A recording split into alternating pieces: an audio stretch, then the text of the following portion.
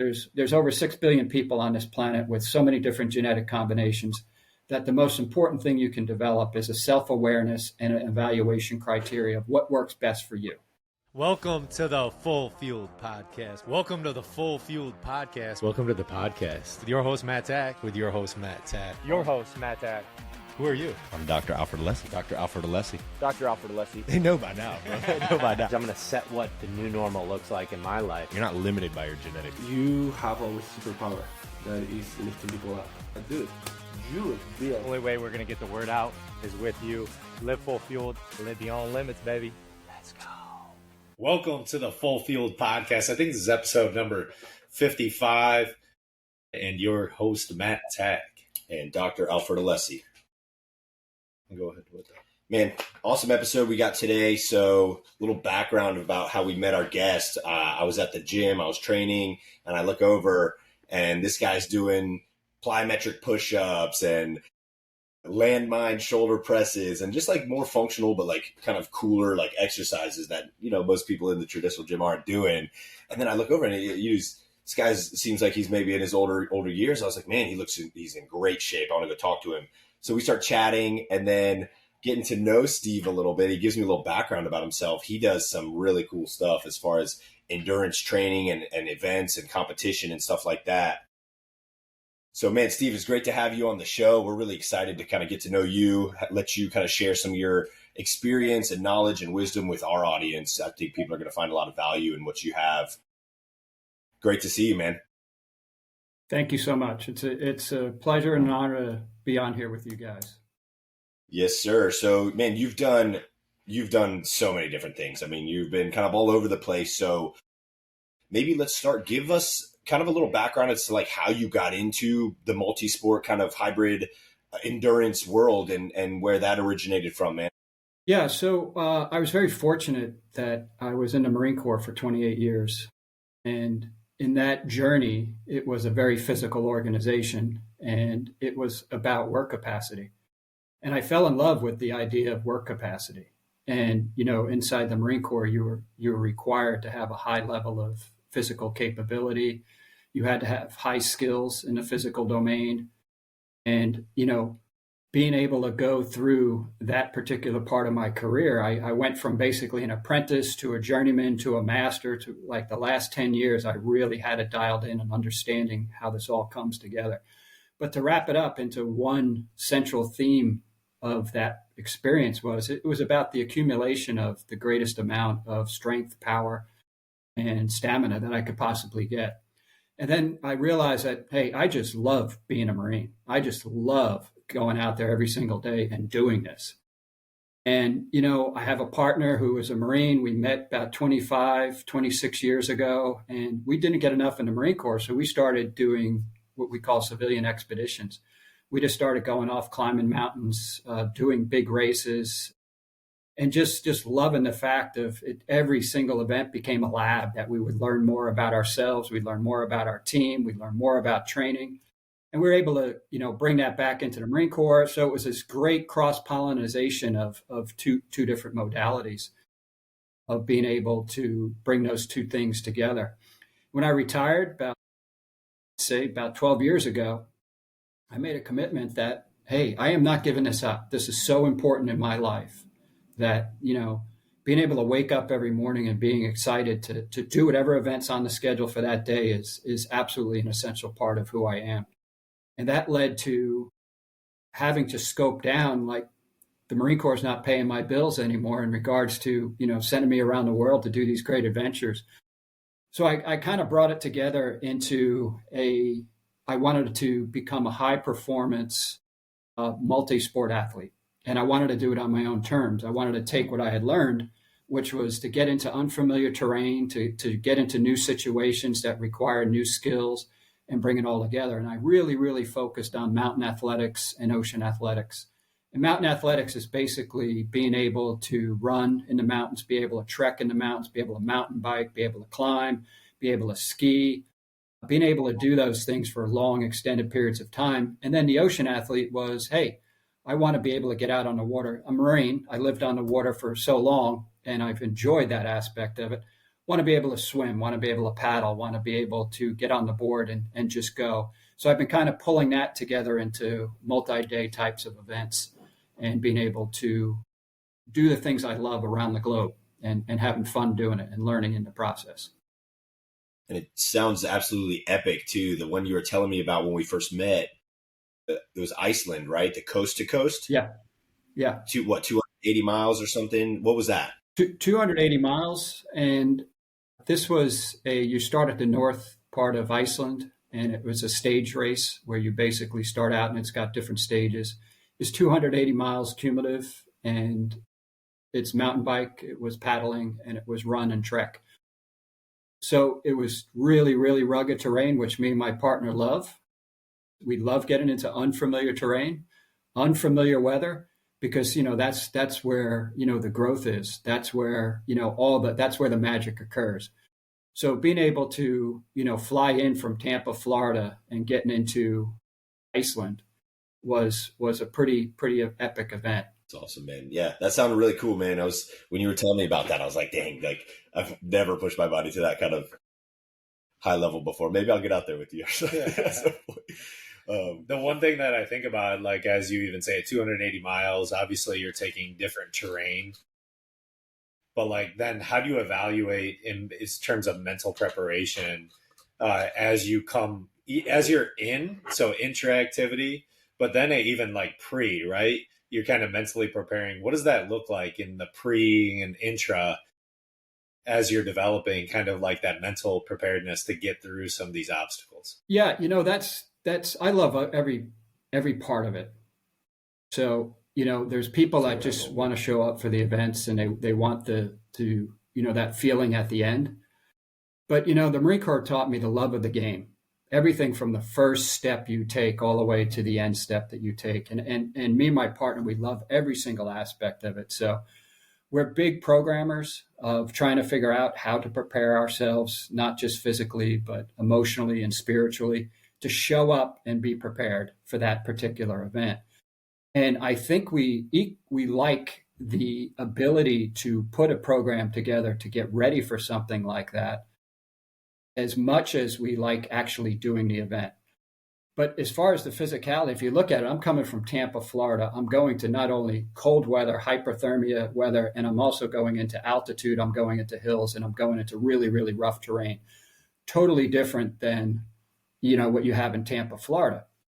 But you take what works for you here. So everyone, I show up and they say, "Hey, where are you from?" I'm from Tampa, Florida. Like, "Oh yeah, you're going to have a problem here." I says, "Well, no, not actually."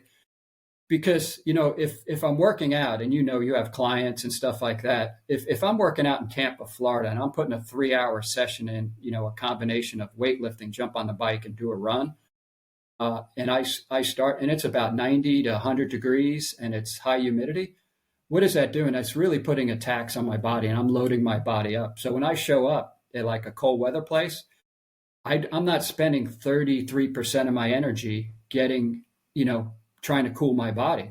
Now I have that in the bank. But as far as what we focus on is we take each day apart and we look at what is that load going to look like on our bodies? What is that going to look like on us emotionally? What is that going to look at us spiritually? And we're very honest with ourselves. Where's your strong points? Where's your weak points? Where do you think that you're going to, have a low? And we try to work through all of those things. So we war game the whole thing all the way through. But at the end of the day, what we are both doing in our programs is we are physically loading our body up. We are recreating. We're not doing exactly the same thing. I can't recreate Iceland and Tampa, Florida, but I could put the strain and the load on my body. And I'm going to do it for those amount of days. But then the exciting part is, what skills do I need? I have to go into, wow, man, this is all functional. And guess what? There's going to be a lot of mobility. There's going to be a lot of agility work required going between rocks and really uneven terrain.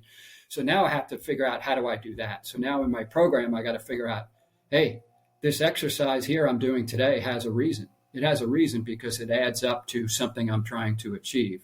And, you look at the domain of strength, power, and stamina. Now, when I'm getting ready for these events, I really got to look at stability because, having unstable in that type of terrain is you're injury prone. flexibility, mobility, agility. So it's a lot of fun to try to figure all of that out. And what really complicates our lives is this isn't just the first thing we're preparing for. There's other things out there that we are doing throughout the year. So it really, really complicates our program when you're trying to be good on the water, you're trying to be good in the mountains, and you need to have demonstratable capability in all of those. But at the end of the day, I would say that the number one principle is you could train for anything, anywhere, and you just have to be creative. You have to, be focused, and you have to be able to think about it from the perspective of, hey, I can put a strain on my body in Tampa, Florida, just like any place I'm going to go around the world. That's good. One more question leading into that, because I find it really interesting in terms of that aspect of like you're going into the cold. So you're trying to have probably somewhat of a thermal protectant as well when you're going to the heat. Like, do you try to keep your body fat percentage at a certain percentage when you're going into it, when you're thinking about like, okay, I need to be at this cardiovascular load, but then also a strength training load as well? Where are you at kind of like in the physics of your body when you go into something, maybe in a hot temperature versus a cold temperature environment? Does that make sense? Yeah. So the great thing is that I have learned to switch back and forth. I'm a Marine. We're supposed to climb any place. We should be able to pick up and go anywhere around the world. And that was a great skill that was taught to me. And the number one thing is don't care about the weather. I burn 0 calories on what the weather is. I don't think like, oh, I wish it was this or I wish it wasn't this. And that's the beauty of why me and my partner are so good together, is that we spend 0 calories on the weather. We actually do better when the weather is the worst, because we tend to be on the bigger side of these types of athletes. Okay, he's got about 30 some pounds on me. But when you think about prepping yourself and what is optimum for me, I will say that my optimum weight goes between 176 and 178, and I stay in that range. Very rarely do I get out of that. And I try to keep my body fat between 8 and 10%. But the good thing is that I have learned cold weather, that I get to cold weather and it absolutely is, it's actually a breath of fresh air for me, because I'm not spending that 33% of trying to cool my body. Now I have the reverse. Now I have to warm my body. So I can do that by taking in calories. And my body, I've trained my body to respond to all different types of fuels, depending upon what's available to me. So I understand I'll keep my body temperature at a certain rate based upon what calories and types of calories I'm taking in, and what is my level of effort. Like there are guys who will go out there and pound it and like, okay, I'm going to go out there, but I'm looking at this from the perspective of, hey, wait a second. I'm doing this for 5-6 days. And on this particular one, there's great athletes that fell off the race simply because they were approaching it as a one-day event.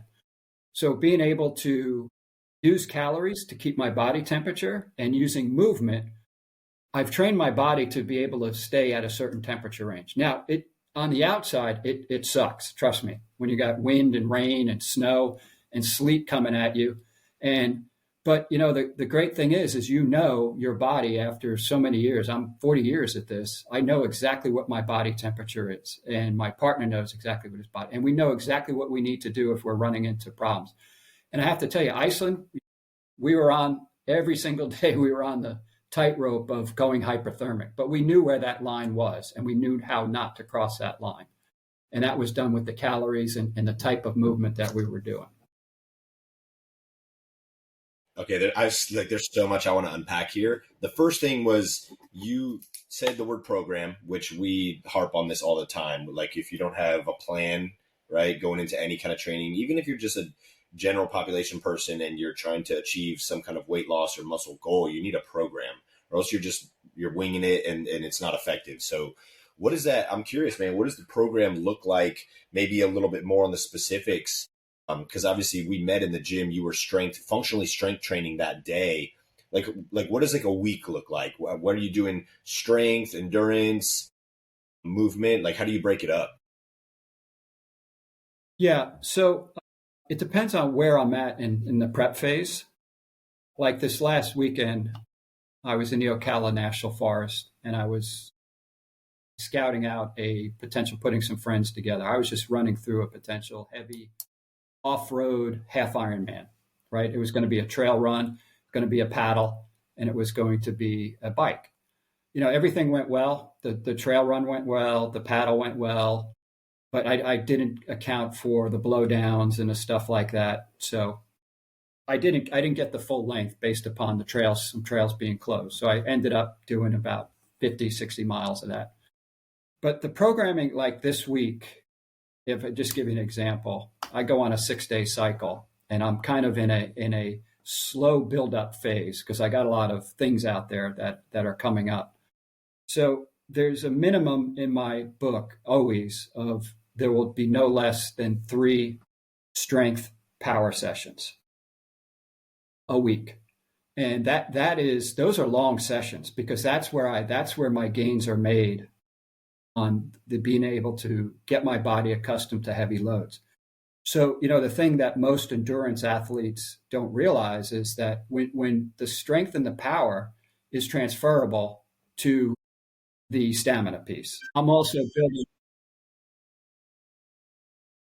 building stamina in the gym as well. So if I start on a Monday, it starts with a warm-up, a 5K row on the row, and then I'm going to move into some functional work. And these are long functional work, and these are designed to not only give me the strength and the power, but I'm also getting a little bit of benefit inside of the stamina piece. So, for example, on Monday, it was very lower body focused. It was very lower posterior chain. It's going to box squat, and I'll gradually bring up the weights. I'll start with 12 reps, go down to 10 reps, 8 reps, 6 reps. And then in between it, though, what I'm doing is I am in a vest. I'm in an 18-pound vest, which gives me a different load. Interspersing that with dips, weighted dips, interspersing that with push press. And I'm giving myself about 45 seconds to 60 seconds just to get my heart rate down. And I just go through that cycle, and then I'll go and start working, military presses and things like that. But the core element is that would be Monday, Wednesday, Friday. Tuesday, Thursday, Saturday is I'm out on skills. I'm out on getting the stamina piece. But I would say that I'm in a position where I wake up early, and I don't like to do a session less than about 2.5 hours, simply because it's what my body is accustomed to. It's been that way for about 40 years. And, the ability to focus on those goals, because the program has to be every single rep, every single set has to add up to this is what's preparing me for that. But programming is absolutely key. I mean, if you do not get a good program down, you're not going for a goal. You're basically, you're wasting time. And I know that probably I'm going to throw something out here for discussion, but I would say that probably a lot of your clients will have episodic episodes with motivation, or, they come in and out of a program, or they fall off of a program or something like that. And I think that goes to, them being able to really, really center on a goal. My goals are very specific. And, after 40 some years, I know exactly what I have to do. And me and my partner, we say, hey, listen, there's some predators out there. And we've lived with predators for 40 years, professionally and personally. And when you have a predator out there, a predator is defined as, if I don't bring my A game, he doesn't bring his A game, we're going to get chewed up. We are just absolutely going to get chewed up. It's not going to be pretty. That's a predator. So for all your clients, I would say, hey, we're men. We do best when there's predators out there. If there is a goal out there, your body just goes now into it knows. So you wake up at 5 o'clock in the morning, 5:30 in the morning, it's like, I don't feel like doing it. The predator comes right in your brain and go, there's a predator out there. So, just take motivation off, replace it with a predator. Motivation it comes and goes, right? Depending upon how you're feeling on what particular day. So, but a predator is ever present, and the predator is out there, and your body instinctively, spiritually, emotionally, physically knows what it has to do. And if it's a good enough predator, you don't have a problem with motivation, because you know the feel of not being prepared for something is painful. Pain retains. Pain always retains. So for your clients, I think it's great that people do different things, but I really think that they should have a better goal than I want to lose weight, I want to have bigger biceps or something like that. It could be anything. Throw something out there. Go into a competition. Competitions are great. They're forcing functions. Have them develop their own competition, their own challenge, whether it's a functional challenge, add it up with some type of endurance event or something like that. And it's all scalable. 1 mile to one guy is 100 miles to another. It doesn't really matter. The amount and the distance doesn't matter. It's just relative to that individual. And they'll start having that change. They'll have that spiritual change, that emotional change where they can do that. So predators, we have to have them. It's so funny how we're training for different stuff, but our splits are the same. Like we just talked about this in another podcast, the programming. I'm very much, and you're kind of similar, like a Monday, Wednesday, Friday, strength and powerlifting. And then the other days are we either play a sport or, we'll do some kind of outdoor functional stuff. But tell them a little bit about kind of, when it comes to the predator or the goal with our coaching program, we focus on the why and, what's the reason behind why somebody has joined us in this thing. And it's oftentimes emotional, there's something in their life they're unhappy about. So, yeah. Yeah. One thing that that rang true here, and I was just talking about this on a previous podcast that I was a guest on, but this idea of building the discipline of habits, right? And I love the idea of putting a predator in play, right? Because somebody's coming out, somebody's going to take my spot or something, somebody's going to take it from me, whether it's, whether it's you're thinking of it's towards somebody else, or that one of my coaches told me it's the drunk uncle that always wants to talk to you in the morning, right? I can't get out of bed because, the drunk uncle says I'm not good enough. But there's this idea that motivation only lasts so long. And typically people are going to have that level of motivation in the first 30 days.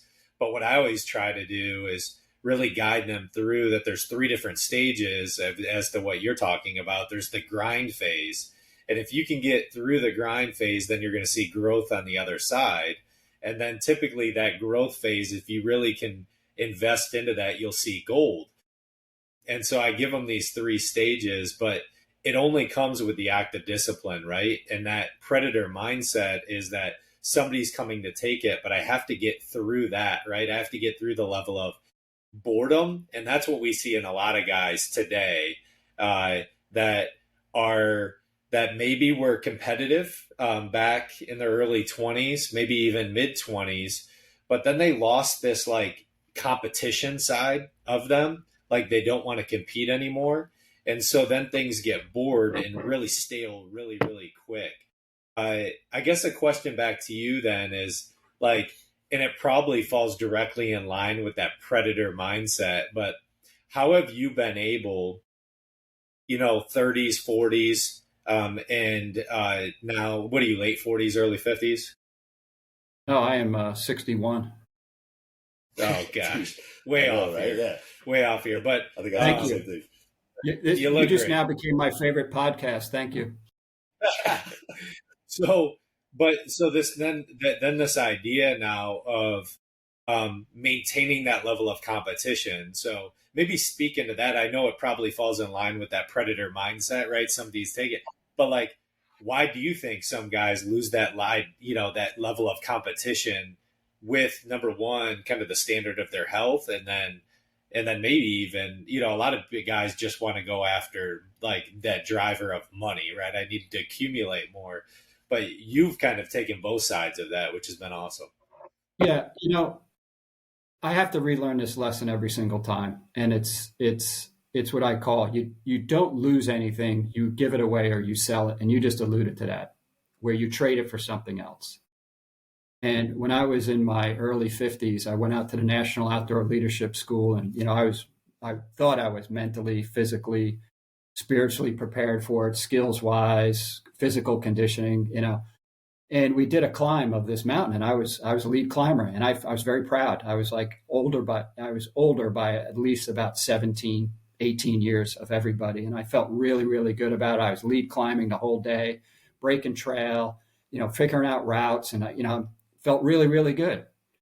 On the way down, we were able to unrope, get out of our ropes and our harnesses, and just down climb. It became glacier, and ice became rock. And I have to tell you, it was one of the most embarrassing things to me professionally, because now all of a sudden these young guys were just flying down like monkeys, literally. I mean, they just became dots. And I'm like, oh my God, what is happening here? And I am just moving slow, and I'm feeling it. I'm like, oh my God. And I'm in my head, and I'm going, what is going on here? And I started making excuses, and I started, okay, well, I'm like, stop it. I had been out of the Marine Corps for about 3 years, and I wasn't doing obstacle courses. I wasn't doing agility work. So I gave it away. So I didn't lose anything. I gave it away. I failed it's a use it or lose it skill. And everything that we do in the gym is a use it or lose it skill. Everything we do on the bike, everything we do in the boat is a use it or lose it skill. And I think that, here's the subtle shift I would say to talk to your clients. Because the great thing about aging, and this is where gold is, whether you're in your 30s, your 40s, or your 50s, if people are so focused on, hey, I'm not good at this, or I used to be able to, they join, I call it the I used to tribe. I used to be able to do this and stuff like that. If you can get them to realize that the goal is, if you're struggling through something, that's where all the money is made. And if you embrace your weaknesses and look at it as literally, weakness becomes a strength as you start getting older, if you have a mindset that says, I'm going to attack those weaknesses. I mean, nothing makes me and my partner more excited than when we find something. It's like a carpenter that gets into a house. He's like, oh, great, I'm going to have to redo all of this, right? He'll find something on himself. I'll find something on myself. We learn. We do an after action. We come back and we're like, all right, here's a weakness. I was weak here, and I was weak here. Okay, what's the plan? How do I fix that? That goes into the new program, right? But as I realize, as you get older, people want to always be good at things, and they always want to be at their best and stuff like that. That's not where the money is made. The money is made because I am making new neural connections that either I previously had and lost, but now I'm reconnecting. I'm getting a multitude of benefits off of those things. So if it's okay, if it doesn't matter what I used to be able to do, it's what I can do today. And it's that struggle. That struggle is everything. And being able to transcend that and get out of ego, get out of emotions, get out of a counter agenda other than, hey, I'm going to work hard today. That is the death of any great athlete, is ego, agenda, counter agendas, and emotions. If you can get them away from that and show, hey, you're making progress, and embrace it. Yeah. That's awesome. I agree. I think most times it's like people, maybe they like undervalue themselves or like undermine themselves, or the whole like my best years are behind me thing. That's like a big part of like what we're coaching our guys. Most of our guys are 30s, 40s, but I mean, not to call anyone out, but you're in better shape than all of them, And so it's like, that just goes to show you that it's the use it or lose it thing. It's like, you just got to keep going. I want to run back to, you said something about the food. The food you eat specific foods for that, different fuel for different things, obviously, but like for like the thermogenic thing, let's talk a little bit like nutrition wise. I mean, what are you doing? Do you follow a specific type of diet? Avoid certain things? Give us a little kind of insight into that. Yeah, I'd say my focus is three things. Number one, it's for performance. What fuel do I need for the optimum performance? Number two is what food do I need for the optimal recovery? And then number three falls into the spiritual, the emotional, the social. What foods do I like to enjoy with friends, family, and sharing those things? But number one, it always comes down to performance. What is the best thing I can put in my body? Okay. Do we put, crappy diesel fuel inside of a Ferrari? No, we do not. Okay. And if you just think about it that way, everybody has the ability to figure out what works best for them. We're our own best labs, and I don't, people always ask me, they come up to me and they say, well, what do you eat and stuff like that? But, the key thing I tell them is, listen, there's over 6 billion people on this planet with so many different genetic combinations that the most important thing you can develop is a self-awareness and an evaluation criteria of what works best for you. But there are some other general rules I follow. I eat whole foods. I do not eat any highly processed foods because I find it's counterproductive to me. I stay away from alcohol. I will drink alcohol, but I enjoy alcohol at certain times. But as I get older, I realize that, hey, it is actually degrading my performance. So therefore it goes. As far as the macros, I'm heavily on the protein side because of the amount of work I am doing for both performance and recovery. I'd say more heavily on proteins and fats, and I use very sparingly the carbohydrates. But as soon as I get into the mountains and I get into events, it's generally a quest for as many calories as I can get into me. But I'm trying to find the highest quality of calories. And I would say for anybody out there that if you just stick with whole foods, you just stick with, getting away from ultra processed foods, seed oils, staying away from those types of things and just being very conscious. And you change the dynamic when you say, what is the food that I need for optimum performance? And performance could be, I have to go give a briefing tomorrow. I have to go, I'm going to be, really, really working hard. There is an optimal fuel that you will figure out that makes, I know when I have to do heavy intellectual tasks of what types of foods I should stay away from, what types of foods I should eat. I know when I'm going to go put a 4-hour, 5-hour session out there, I know exactly what types of foods I need to eat, what I have to replenish with, and how to do that. And then when I get out on larger events, it generally, I'm a multi-fuel. I can go off fats, I can go off proteins, I can go off carbohydrates. And there are times I have to, that is a important ability because I might have, depending on where I am in the world, there might be a shortage of something and I have to be able to respond to that. That's part of the resilience piece of being able to roll with it, because you're not going to have optimum conditions all the time. You're not going to have the best fuels. You're not going to have the best conditions, but just relaxing. But if I say I'm going to use what's in front of me right now for performance, for recovery, and then enjoyment. I think in America we have it reversed. It's all about enjoyment, right? And it's about feeding the emotional self instead of the physical self. But I think that's an important part of our lives. Food is a social event. It's a celebratory event, and you should include that as part of your program as well. I think that's equally as important. Yeah, I think we did an episode, at the beginning of everything, like a year ago, about like intuitive eating, which is basically what you were just talking about. It's like if you really are in tune with your body, you know kind of what you need in certain times, right? Like you've been working out pretty hard. Like my body, I know when I need to eat some more protein, I start craving things like red meat. I start craving more like, animal protein, stuff like that. When I'm craving more carbohydrates, it's probably because I've been doing more endurance stuff. My body's like, hey, we need more of this energy right now, So I love that, man.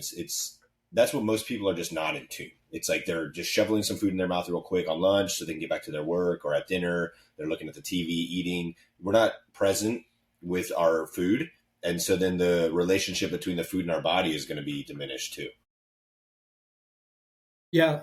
I think one of the things is when I talk to people, and if they truly, the true want to hear, I think that we make a choice every day, whether we want to be superhuman or not. And being superhuman starts with self-awareness. You have to understand, where are you right now, spiritually, emotionally, physically? And, I wake up each morning, I do the same thing. I've been doing it for 40 years. Okay, where am I at right now? And I kind of grade what's going on. Okay, here's a danger area here. I'm a little low on the emotional side for various reasons, or spiritually, or something like that. Life's a full contact sport. We don't go through life and everything is hunky-dory. There is nobody in this world that hasn't taken spiritual hits, emotional hits, physical hits, and stuff like that. It's just a part of life. It's just whatever. But if you have self-awareness and you understand, and you are tied into, what are your goals and what is thinking about that predator I put out there, intuitively, your body is so smart, it knows exactly what it needs to do. But you have to allow it, and you have to get rid of the noise. You have to get rid of, and you have to spend some quiet time, which is very hard for people. But you have to be introspective. But that's why, when you're doing long distance events and you're doing these things, and I have zero distractions. I train with no music, no podcasts. I am in the moment. And because I need to be in the moment, because I need to understand, I need to clock my body. I need to have self-awareness. I need to understand what my body temperature is. I need to understand what my output is. And I don't use any electronics. I want to be able to do that just by sensing of where I am right now. Yeah, I think that is something that I would like to dive into a little bit more, because I think there's this element that we live in today. You were talking about how that we can say this is probably like more like a world problem than just geographically in the United States, but like we are just always people that want to be entertained, right? Whether it be through our phone, whether it be through events, sporting, or whatever, like people just want to be entertained. And one thing that I've noticed, I've actually taken out the headphones and started working out, and how important that is to be bored almost in your workouts so that you can be deliberate about your thoughts and the processing of your thoughts. Because you were even mentioning as you were sliding down that hill, right? With these guys in front of you, that like you had to be present with your thoughts at that point. Like I have to really kind of work through that processing. And those are just like those incremental layers that you feel like you're growing. Hey, I got to tweak this area, because there's an element of boredom that always comes in play. Like, man, this is extremely difficult. Do I want to do this anymore? Well, I got to push through this. So that in your training is that's so like unique in terms of like being present with your thoughts. So talk about that even a little bit more, just like that present of like that thought pattern of like how you're directing your thoughts and being self-intentional about that. Yeah, I was very fortunate that I chose a profession that required you to be present, or you were going to get punished very hard. You were going to get punished physically, you're going to get punished emotionally and spiritually and stuff like that. So I it's not something I came to on my own. I was mentored by some great Marines and some phenomenal military athletes and just phenomenal individuals. And, it was a journey of taking all of these great practices and stuff. But if you take activities, and then all the activities I do requires presence, or else I'm going to get hurt. Okay. If I'm not focused in the moment on a mountain bike in Iceland, coming down a very, very rough piece of terrain with a lot of obstacles, if I'm not present, I'm going to get hurt, and I'm not going to be able to perform correctly. So when I talk about every single thing adds up to getting after that predator, I'd say it's the spiritual and the mental game is equally as important as the physical game. And there is no room for entertainment. We have to be in the moment. And part of what I loved about the Marine Corps was all the implicit communications between a team and working together. And that has only occurred through presence. When I'm with my partner of 25, 30 years and we're out there, I'm married. It's not my life partner. It's my adventure partner. Okay. But when we're out there, we have to be present. And we have to communicate back and forth, because that is gives us the ability to have a greater output than just one individual out there. So our team output has got a high output, and we're feeding off of each other, and we're measuring each other all the time. You can't do that if you have an entertainment mindset. You're climbing a mountain. I have to be 100% present. If he's lead climbing, he's focusing on where we're going. I need to figure out the bigger picture and keep an eye on weather. I need to, keep an eye on other conditions that are changing. So it allows him to do that. So that is a great skill to have in life. And especially whether you're, with your wife or with your best friend or anything like that, having the ability to sit with that and to be in the moment that's what makes you superhuman. Because you're not focused on getting entertained. And in that, I'm not a very religious type of person, but I feel it inside myself. When I'm on course or I'm doing an event, it is spiritual, because you're there in the moment. It could be the worst conditions possible. It could be the worst conditions possible. And knowing that you have in your tank, okay, I've been here before. I'm present with this. Yeah, my body is cold. I am tired. I am hungry. Being able to process through those things. And, all of a sudden your body goes, well, okay, you're cold, you're wet, but it's only 34 degrees. You can't get frostbite, right? You get frostbite under 32 degrees. That's the only time you can freeze. So you're like, all right, hey, great. I can't get frostbite. I could get hypothermia, but I can't get frostbite. So you're like, all right, great. I can't get that. So now how do I work up from there? But presencing, it's an exercise that anyone can do every single day, is just sit quietly for 5 minutes and just work through yourself and ask yourself the question, where am I at spiritually? Where am I at emotionally? Where am I at physically? Get rid of the headphones, get rid of the entertainment, and not only be self-aware, but be contextually aware. Okay. The other thing I like to do is, as an exercise, as I'm running or I'm on a bike, I want to be self-present, but I'm not in a cocoon. I need to be aware of my environment. So I have to teach myself those skills. So I try to remember things. Try to remember, okay, I'm keeping an eye on, as I'm going through, I'm still doing it. To maintain the skill of being with partners and teams, I'm clocking people in the gym of what they're doing, in my periphery. So I'm getting a good workout mentally. I'm getting a good workout spiritually. I'm getting a good workout physically. Yeah. Yeah. I mean, I would say on that, I do like when it comes to like lifting heavy, or if I'm going for something that I know I gotta push it. I like some heavy metal in my ears from time to time. That adrenaline from that, right? Just somebody screaming. It's just like, it does help in a sense. However, I've noticed I do also enjoy lifting from time to time without any music. But the biggest thing for me is the start and the end of my day. Complete silence. Like I wake up in the morning, I don't put on any TV, I don't put on any music. It's just silent. And that's where I can be with my thoughts and be present and really capture, where's my mind going, right? Am I being distracted? How do I reel it back in? And then at the end of the day, for me, it's like, that's how I decompress. I'm talking to patients all day long. I'm doing meetings, calls, this kind of stuff. My brain needs to turn off, right? So like when there's like constant input all the time, I don't think we give our brains enough time to process like everything, right? And so I love that, man. I train without headphones a good amount, actually. You see me in the gym.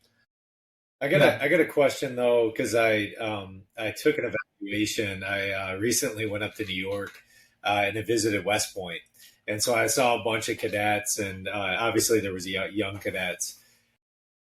But I evaluated, because I keep myself at a pretty high standard of fitness as well, and just keeping my body, and I'm like always trying to attain new goals and do various things. But I definitely saw, like, I almost thought to an extent, I'm like, is the Army a little bit soft on standards of physical activity? I don't know if that's something that maybe has shifted in the military, but I'd like to, and number one, thank you for your service, 28 years of service. Wow. But from that, is that something because you had a core group of guys within the Marine Corps that set that standard? Or was that evolved over time? How did that form? Or is it kind of globally, has that shifted in our military, that they become a little bit softer with their standards of physical activity? Yeah, I've been out for 12 years. I can say, coming in the 1980s, early 80s into the Marine Corps, it was a highly physical organization. Marine Corps is known as a highly physical organization, a high performance organization. But I would say that the quick answer is the military is a reflection of society today. And you guys have a really, really good sight picture on what is going on in society today in regards to kids' physical ability, in regards to adults' physical. You're starting to see it now. It's coming into the 40s now. I mean, in regards to those things. And I don't look at it as it's good, it's bad. I just look at it as this is just what it is right now. And, you're looking at guys that you're probably training guys in their 40s who never, ever participated in a team sport. You're probably looking at guys that never actually been hit in the face, never got into a fight. Those seminal things that were okay. And I'm not saying that's a better way of growing up or anything like that. It just, when you look at the military has to flex to what is available to them. and they are having a hard time with just getting viable candidates that are at the lowest level, based upon societal trends of we have an epidemic of obesity, we have an epidemic of diabetes, and we have an epidemic of not being able to do basic strength, basic power, basic functional fitness types of things. So you're going to see that is going to come across the military. It just has to show up just based on demographics alone. Yeah, it makes perfect sense. Almost like there's less optimal candidates to pull from because Yes, of the health. exactly. Our country is just so. Yeah, that makes total sense. Yeah, and the thing And the with trend the line kids, man, is when you start looking at 2030 and beyond, it gets worse. And it's a global problem. It's not just a United States problem. definitely. Yeah, I think the United States maybe is the leader in this problem, but it doesn't mean we're the only ones dealing with it for sure. Awesome, man. Man, one more question I have for you before we kind of maybe wrap up a little bit and let you kind of tell us more about what you're doing. We talked about physical, we talked about nutrition, we talked about how you're training. What do you do as far as daily mental preparation, any kind of mindfulness, spirituality? Like, what are you doing on that front? Any habits or practices you have, specific things? Yeah, I'm a victim of habit. And, I like to have a very solid routine. I know what is, I wrote my own owner's manual. I know what works. I know what doesn't work. And what works for me is exactly what you do every single morning, which is quiet. Nothing, just go through some stuff. And if something pops up, I just clear it. I'm like, okay, or I identify it and go, okay, here's something I need to keep an eye on today. And before I end the day, the previous day, I know exactly, as far as what I'm going to do the next day in my program. I know down to what I need, and I prep the night before. So there's no looking for this or looking for that. So the vehicle is loaded, the bag is packed, everything that I need for that particular day. My breakfast is figured out, my fueling is figured out. So it's really what it comes down to is I have a very peaceful morning. I think I'm introspective. I think through what it is I have to do that particular day. I do visualize of what needs to be accomplished in the gym, what needs to be accomplished on the run, the bike, whatever it is that I'm doing. I have breakfast. I sit quietly. I don't look at a phone or anything like that. I try not to do any electronics until after I'm done with working out, because I have to jump into work and do things like that. But I do make sure that everything is prepped up prior. And prepping is not just stretching. It's also, like you said, it's the spiritual and it's the emotional. And a very simple thing I just go through is I just start. Okay, where am I at spiritually today? 1 to 3. Three being the best, 1 being the worst. Where am I at emotionally? Okay, why am I feeling something emotionally? Identify it. Can I deal with this right now? Is it something I can resolve right now, or is it something I need to work through? At least identify it and know it's out there. It's something that I need to be. And the same thing with physically. Where am I at? Where am I at with hydration? Where am I at with sleep? Where am I at with nutrition? And where am I at ready to execute today's day? So before I even start the day, I'm primed. I already know exactly what I'm doing. So I've taken off the table any distractors. And I think it's so important to show up each day spiritually, emotionally, and physically prepared. And doing those types of things help me to get to that point. Yeah, I think that's huge. One of the big things in terms of that priming, like you're gearing up the day for the purposes of I'm going to execute the deliverables. That's one thing that even I started doing, preparing my protein shake the night before, putting it in the refrigerator. I don't need it it's a non-negotiable because it's already prepared for me. Those things you don't realize that that's a decision you have to make in the morning during your optimal peaking thought hours. That one decision could take away from maybe a little bit more of an important decision that you would need to make during that priming hour. I love the idea too. So we had built out a scorecard, and we focus off at our pillars. And so I asked, all of our clientele to do essentially a 5-minute reflection at the end of the day on the scorecard, and they just make a circle, and it's based off of our pillars. So mind, spirit, work, fuel, movement, sleep. And I have them scale it at a 1 to 10. But what I'm actually going to be taking away from you, I love the idea of just doing it in the threes. And the reason why is because like you can gauge things very clearly in 1 to 3, just like you can do 1 to 10. Good, bad, man. And it just gives you good, bad, or, good, indifferent, or good, indifferent, or bad. So the 1 to 3 is really good. And you still can come up. I have them dial in a percentage based on that. But I asked them, where did you score low in one area? And then what's your focus point going to be tomorrow to like improve that by a couple points? But I love the idea of just dumbing it down into really a 3-point system of like, hey, I can quickly grab onto whether it's 1, 2, 3. When you get into that 10, although it's easier for me, some guys, they're like, oh, well, I was at a 5 maybe, but what is a 5? Yeah. So I like the idea of just, hey, were you good?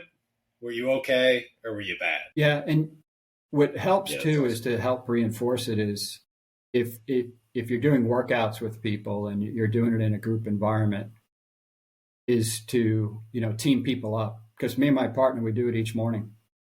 We're like, okay, where you at? I'm here. All right, got it. All right, what's going on? You might have a nagging, you might have some fatigue or whatever, and you just want to identify that right up front. I think it's important to learn how to communicate that. It's good because you learn how to identify things better, and you learn to have a different level of communication with people. And when you do it in a team environment, you throw out a task and you say, okay, where are you at? And you just have people check in with each other, and then they go execute that, and then they check in with each other after the end of that. Where are you at? We do it in the morning, and we do it when we wrap up that particular day. Some days the days don't wrap up, but I think it's a great skill, and it just teaches you. It gets you into self-awareness, and it's just something that's in your hip pocket all the time. Well, tell us a little bit about then. We want to dive into definitely what you're doing, not right now specifically, and then you have a nonprofit you're working with and very closely with. So if you could tell us a little bit more about that, and then what specifically, maybe what's on the horizon in the near future for you. Sure. So the season has filled up for 25.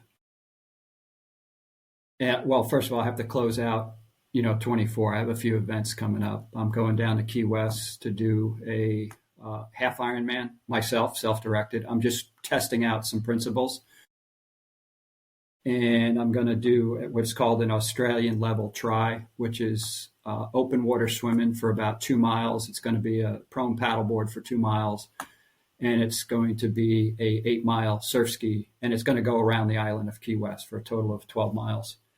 That kind of ends up the season for me for 24. And then I run right into 25. I'd say the three predators out there are, the biggest one is going to be in November. I'll be down in Patagonia for a pretty extended trip. The mileage hasn't been figured out and the modalities haven't been figured out, but it's going to be in some pretty tough terrain, tough weather for probably about 8 to 9 days. Myself and my partner will do that. Prior to that, we'll be in Lander, Wyoming training for that event in probably the September timeframe. And there's going to be a bunch of spin-up events. In April, I'll be in Croatia for a kind of, I would call it a pentathlon. It'll be an open water swim. It'll be a paddle. It'll be a stand-up paddle. It'll be a run, and it'll be a bike. It'll start at one part of Croatia and go all the way down. That's about 4 days. So that's actually something that I'm very much looking forward to, doing that. Prior to that, I'd like to put a plug out there for an organization that I work closely with for the last 10 years. It's the Navy SEAL Foundation, specifically the Tampa Bay Frogman Swim, which is local. It is a 3.5-mile swim across Tampa Bay for charity, which is the third week in January. It's the Sunday right before Martin Luther King every day, every year. Last year, I believe, raised well over $1 million for the charity. And we have about 200 swimmers, 200 kayakers show up to support that.